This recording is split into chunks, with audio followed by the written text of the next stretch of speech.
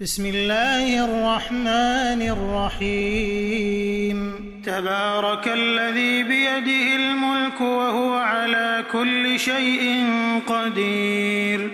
الذي خلق الموت والحياة ليبلوكم أيكم أحسن عملا وهو العزيز الغفور الذي خلق 7 سماوات طباقا ما ترى في خلق الرحمن من تفاوت فارجع البصر هل ترى من فطور ثم ارجع البصر كرتين ينقلب إليك البصر خاسئا وهو حسير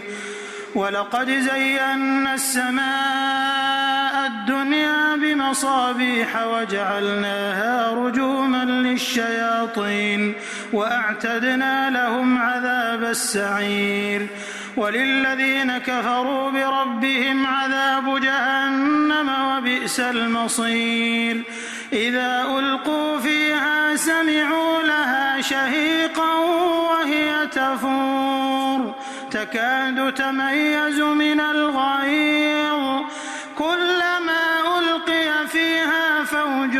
سألهم خزنتها ألم يأتكم نذير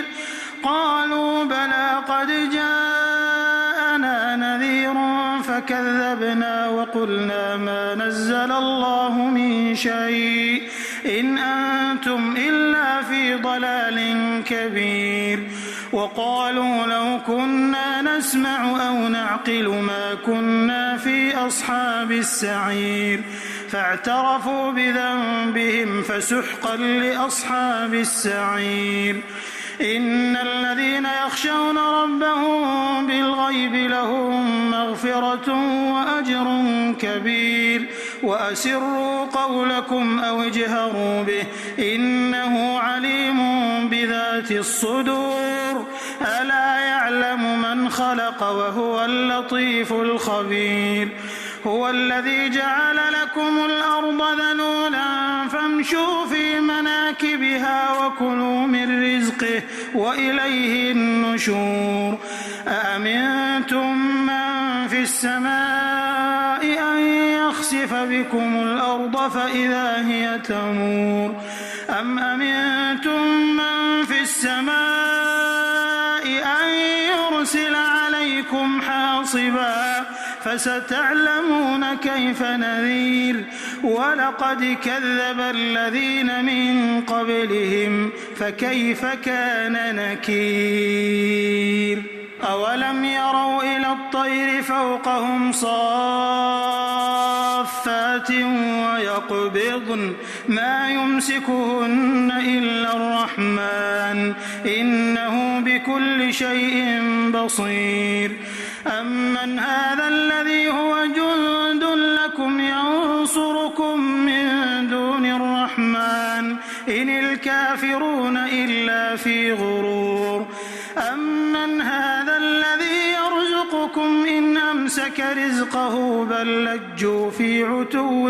ونفور أفمن يمشي مكبا على وجهه أهدى أمن يمشي سويا على صراط مستقيم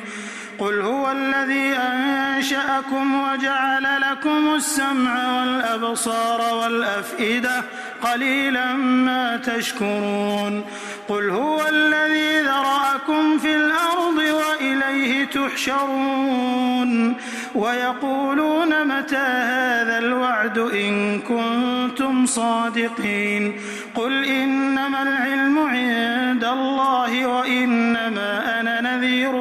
مبين فلما رأوه زلفة